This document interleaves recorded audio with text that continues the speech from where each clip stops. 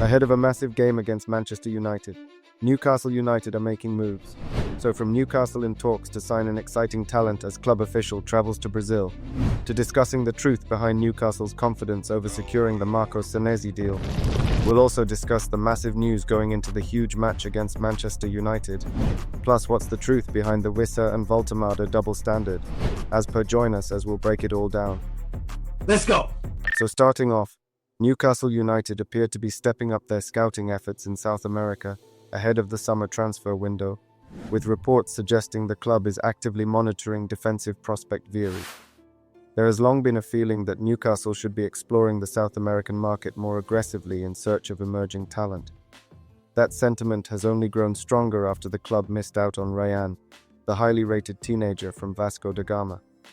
The young attacker has since gone on to thrive under Andoni Iraola at AFC Bournemouth, while Newcastle's attacking options, including Harvey Barnes, Jacob Murphy, and Anthony Elanga, have struggled for consistency.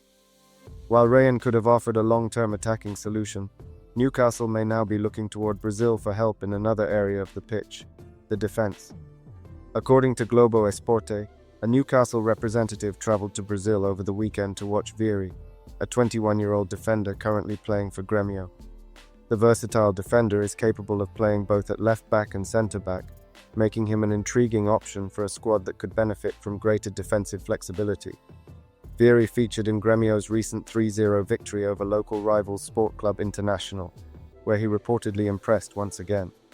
Not only did he play a key role in maintaining the clean sheet, but he also helped initiate the counter-attack that led to his team's second goal, highlighting his ability to contribute in possession as well as defensively.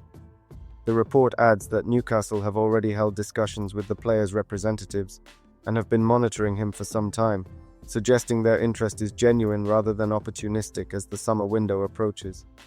Grêmio have a strong track record of producing players who later thrive in Europe. Midfielder Arthur Melo and former Liverpool player Lucas Leiva both emerged from the Brazilian club before building successful European careers.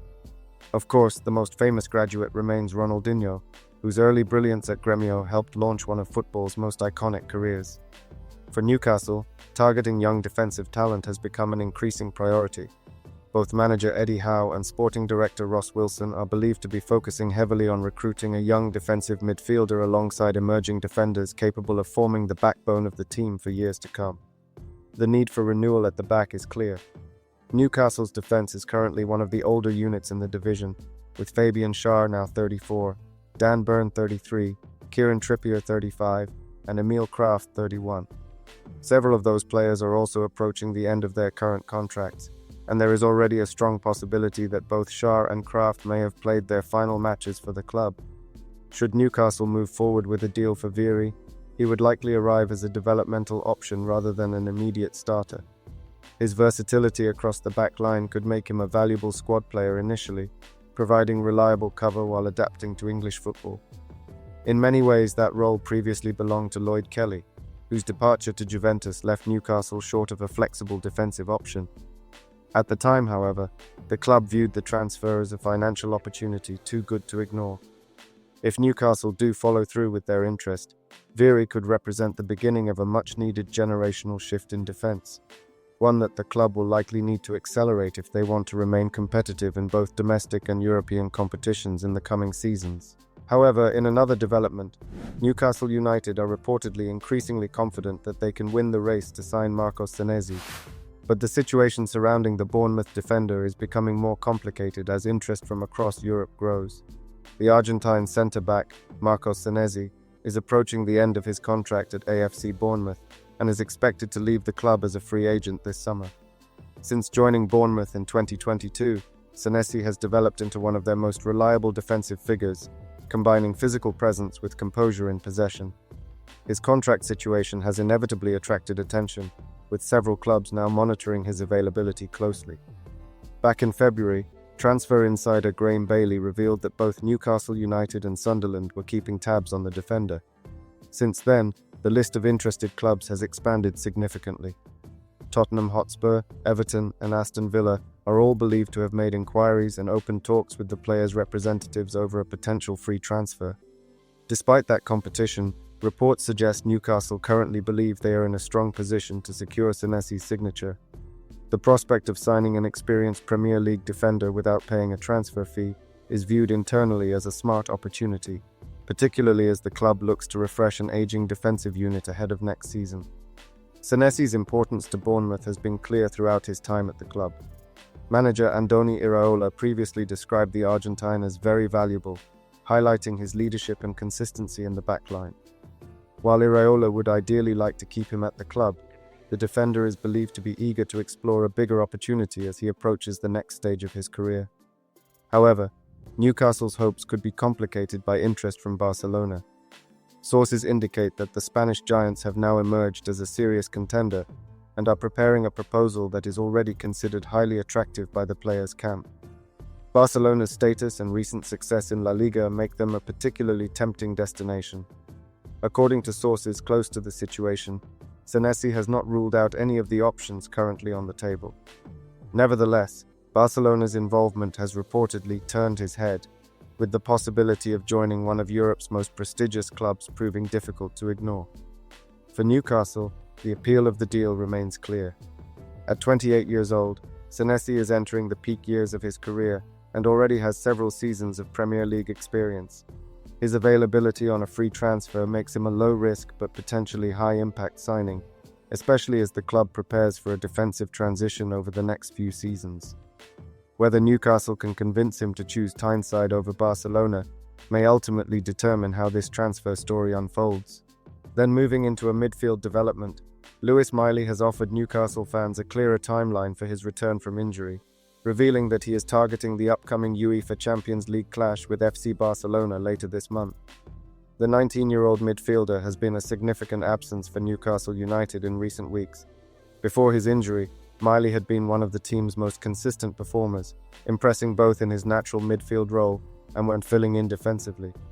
His impact was recognized in December when he was named the club's Player of the Month, highlighting just how important he had become to Eddie Howe's side despite his young age. Miley has been sidelined for roughly a month after suffering what was initially described as a dead leg, though the player later explained that the knock caused muscle damage that required a longer recovery period. His absence has coincided with a difficult run of form for Newcastle, particularly as the team have also been without captain Bruno Guimaraes in midfield. Speaking at the Northeast Football Writers' Awards on Sunday night, Miley confirmed that he hopes to be back in time for Newcastle's away trip to Barcelona on March 18th. The young midfielder, who won the Men's Young Player of the Year award at the event, admitted the injury has been frustrating, but said he is progressing well in his recovery. Miley explained that he sustained a knock to his leg which resulted in muscle damage, adding that while the setback has been difficult, especially given the form he was enjoying, his focus is now on returning as soon as possible. His goal is to be available for the second leg against Barcelona in Spain, a match that could prove decisive in Newcastle's European campaign. It's getting there now. I got a knock to my leg and it's caused some muscle damage. It's been very frustrating, but hopefully I am back out there soon and doing what I love. I'm hoping for the Barcelona away game.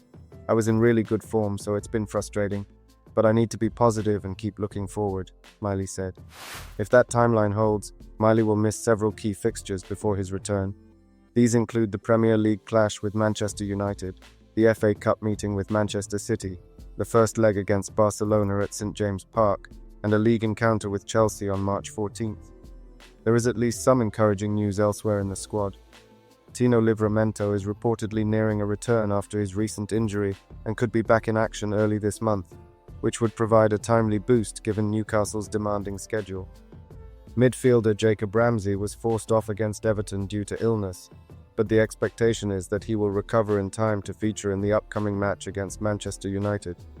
However, the situation remains less encouraging for Guimaraes.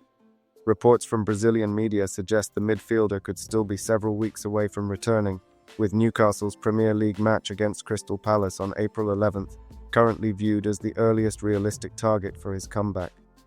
For Newcastle, the coming weeks represent a defining period across multiple competitions. While Miley's absence will continue to be felt in the short term, the prospect of his return for the Barcelona away leg could provide a timely boost at one of the most critical moments of the season. Then, in some injury news, Newcastle United have been dealt another setback ahead of their crucial Premier League clash with Manchester United, with illness now affecting the squad as they prepare for Wednesday night's game at St James Park. Speaking to the media, manager Eddie Howe confirmed that there may be a sickness bug circulating within the squad. The main concern currently surrounds Nick Woltemade, who has missed training for several days due to illness. As a result, the German forward is now a doubt for the evening kickoff, although Howe suggested the club will give him every opportunity to recover in time if his condition improves. There was more positive news regarding Jacob Ramsey, who was forced off at halftime during Saturday's 3-2 defeat to Everton due to illness. Ramsey has since returned to training and reportedly completed Monday's session without any issues, indicating that he should be available for the midweek fixture.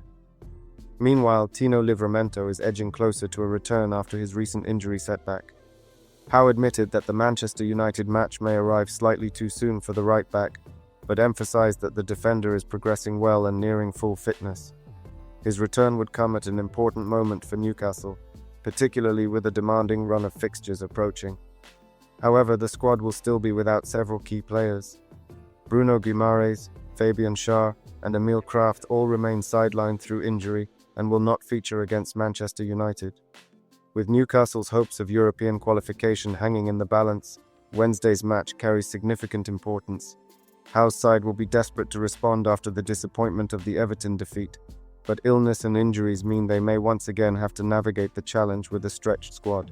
But still, questions are beginning to grow around Yoane Wissa after a difficult first season at Newcastle United, particularly following the 3-2 defeat to Everton on Saturday.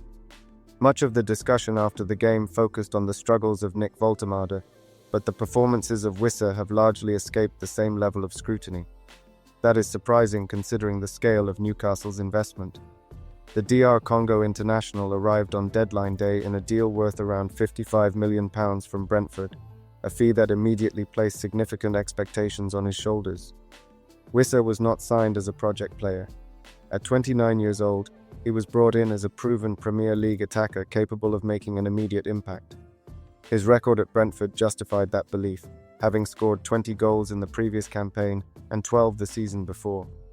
Those numbers suggested Newcastle were acquiring a reliable goalscorer entering his peak years.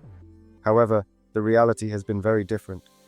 As the season approaches its decisive stages, Wissa has just one Premier League goal to his name. His overall involvement in games has also been minimal, with many of his appearances characterized by limited touches and little visible attacking threat. Speaking to the media, Newcastle manager Eddie Howe attempted to explain the context behind the striker's difficult introduction. Howe pointed to a disrupted summer and multiple injuries as major factors. According to Howe, Wissa did not complete a full pre-season after pushing for a move away from Brentford. That lack of preparation left him behind physically before the campaign had even begun. Matters were made worse when he suffered an injury while on international duty shortly after arriving on Tyneside. Howe explained that the absence of a proper pre-season is particularly damaging for new players adapting to a different environment. Clubs typically use the 6-week preparation period to build fitness, integrate tactical systems, and allow new signings to settle into the squad. Without that foundation, players often struggle to catch up once the competitive season is already underway. The Newcastle manager also highlighted the players' professionalism during a challenging period, praising Wissa's attitude in training and the extra work he has been doing behind the scenes to regain full fitness. Howe insisted the forward remains highly motivated and eager to repay the faith shown in him by the club and its supporters. There is certainly context to the struggles.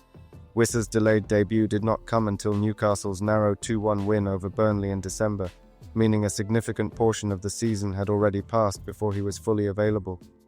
Yet even with that explanation, concerns remain.